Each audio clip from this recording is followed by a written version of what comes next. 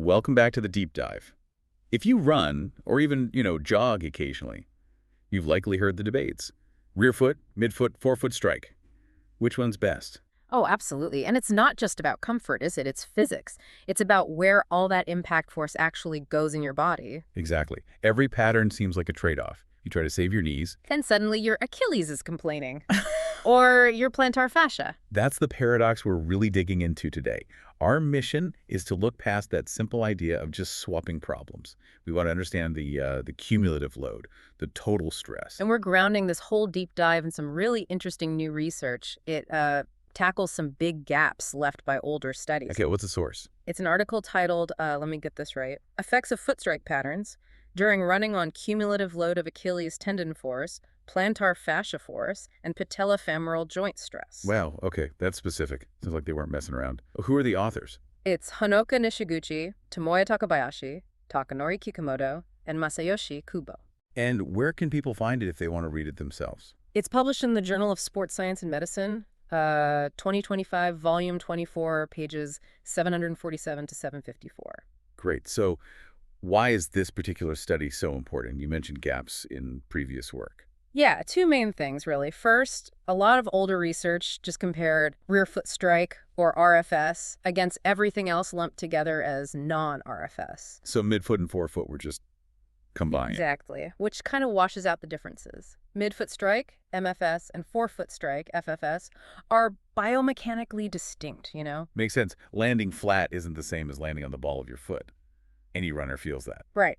And the second issue, maybe even more critical, was the focus almost entirely on peak force. That single hardest impact moment when your foot hits the ground. Precisely. But think about running injuries. They're usually overuse injuries, right? They don't happen from one single step. They happen from thousands and thousands of steps. Repetition. Exactly. So this study's big contribution is looking at all three patterns, RFS, MFS, and FFS separately. And crucially, they focused on cumulative load. That's the metric that really reflects repetitive stress. Okay, let's unpack that. Before we get to their findings, maybe remind us, what are the main injury hotspots they looked at? And what's that classic trade-off everyone talks about? Sure. They focused on three big ones, all linked to that repetitive loading. You've got plantar fasciitis down in the foot. Painful arch stuff, yeah. Then Achilles tendinopathy, issues with the big tendon at the back of your ankle. That accounts for, what, up to 18% of running injuries sometimes? Quite common, yeah. And then the big one, patellofemoral pain. Yeah. Runner's knee.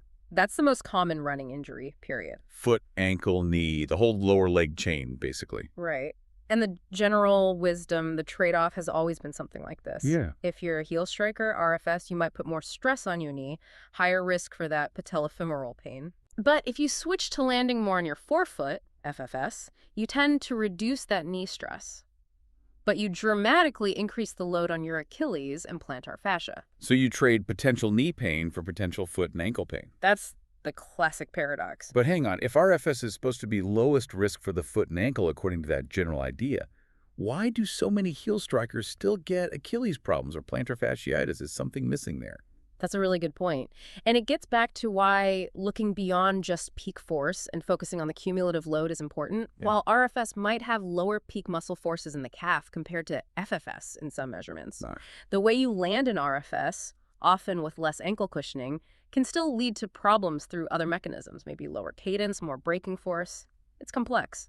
But in this study, looking specifically at the forces they measured, RFS consistently showed the lowest load on the Achilles and plantar fascia. Which makes the MFS results even more interesting then. Exactly. And that's why MFS needed its own look. It wasn't just non-RFS. Why the separate focus? Is MFS that common? It really is, especially in longer distances. RFS is still dominant overall maybe, but MFS, some studies show it's used by around 36% of half marathoners. It's the second most common pattern. Too big to ignore or just lump in with FFS? Definitely. MFS runners land differently, often with a flatter foot posture at contact compared to FFS.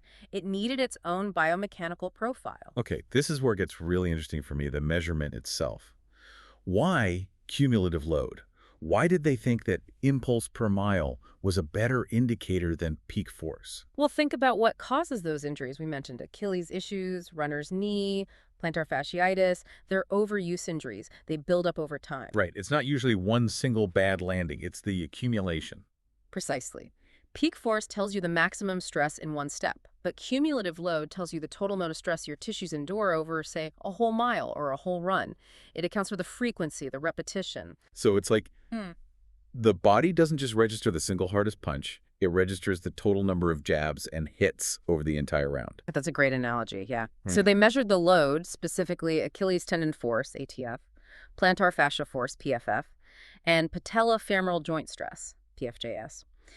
They calculated the impulse, which is force integrated over the time of the step. Okay. And then they multiplied that by the typical number of steps needed to cover 1,600 meters, or roughly a mile. So you get a measure of the total load per mile for each strike pattern. And they found this cumulative measure was actually more meaningful statistically. They did. They looked at effect sizes, basically how big the difference was between the groups.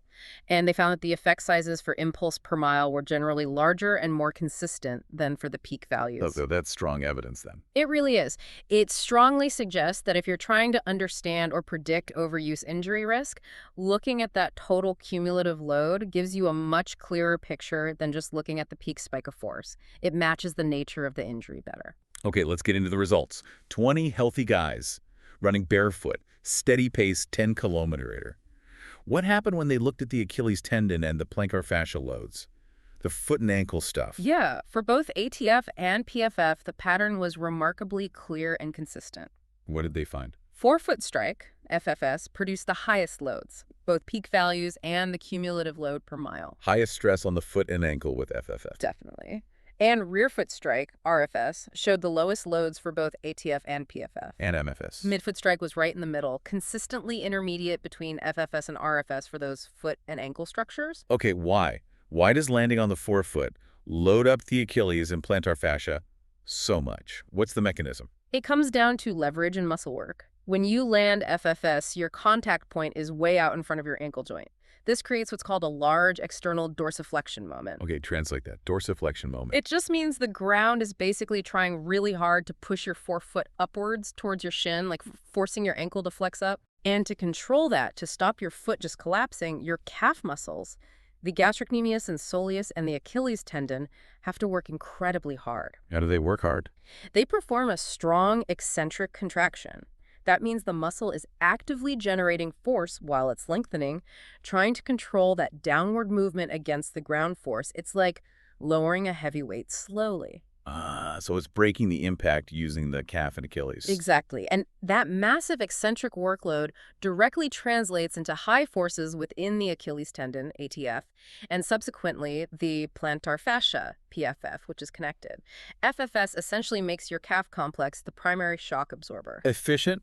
Maybe, but very stressful over many miles. That's a trade-off. Now let's flip it. What about the knee? The patellofemoral joint stress, PFJS. So if FFS loads the ankle foot, I'm guessing RFS and MFS load the knee more. You got it. The results completely flipped. For PFJS, both peak stress and cumulative stress per mile were significantly higher in the RFS and MFS groups compared to the FFS group. FFS was the lowest for knee stress then. Clearly the lowest. RFS and MFS were pretty similar to each other, and both were much higher than FFS. Okay, what's the mechanism there? If the ankle isn't doing the shock absorption in RFS and MFS, the knee has to step up. That's exactly it. Runners using RFS and MFS tend to land with a slightly more rigid ankle, often more dorsiflexed or flatter at contact compared to FFS. Meaning the ankle joint itself isn't bending as much to soak up the impact initially? Right. Because the ankle isn't doing that eccentric calf work to absorb the shock as much, the job gets passed up the kinetic chain, primarily to the knee. So the knee has to bend more. Yes, you see increased knee flexion angles upon landing. And to control that knee bend and absorb the force, your quadriceps muscles, the big thigh muscles, have to work much harder. And that quad activity puts stress on the kneecap joint. Precisely.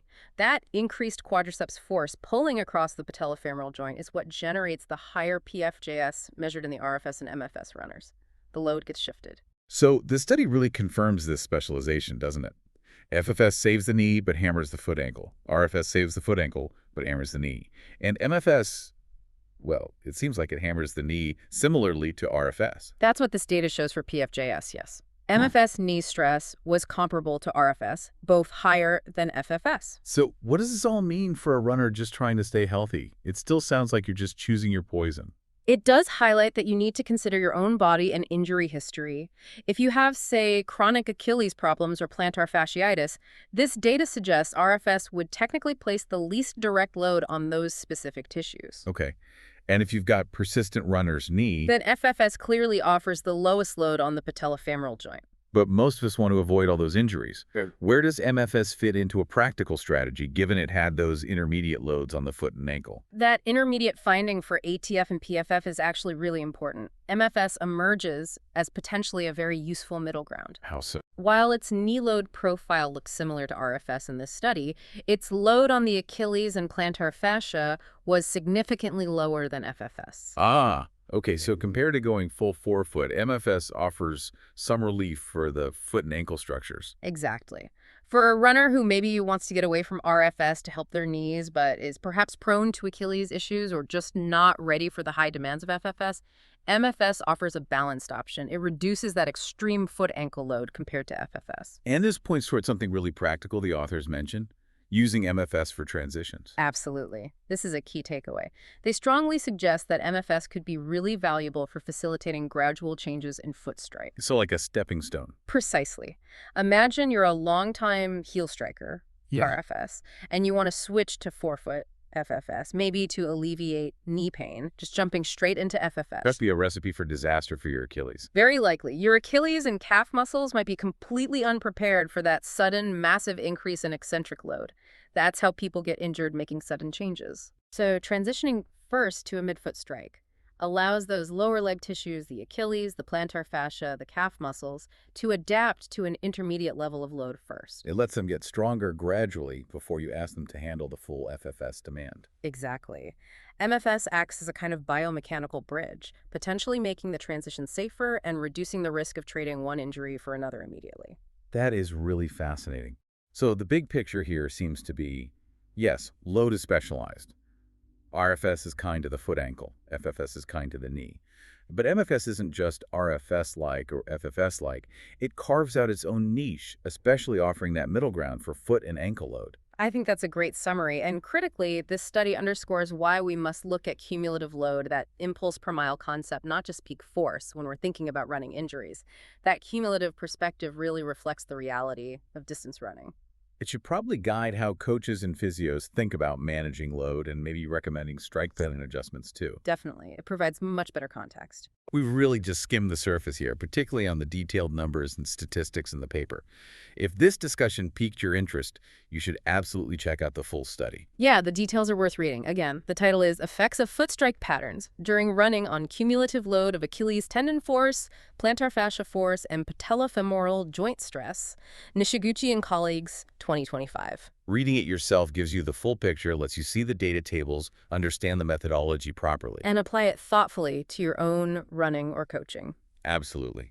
And as always, if you enjoyed these kinds of deep dives into the science behind topics like running, make sure you follow the channel and hit those notifications so you don't miss our future episodes. We'll keep digging into the research. Thanks for joining us for this deep dive into the runner's foot strike paradox. Maybe on your next run, think less about just the impact and more about that total load adding up, mile after mile.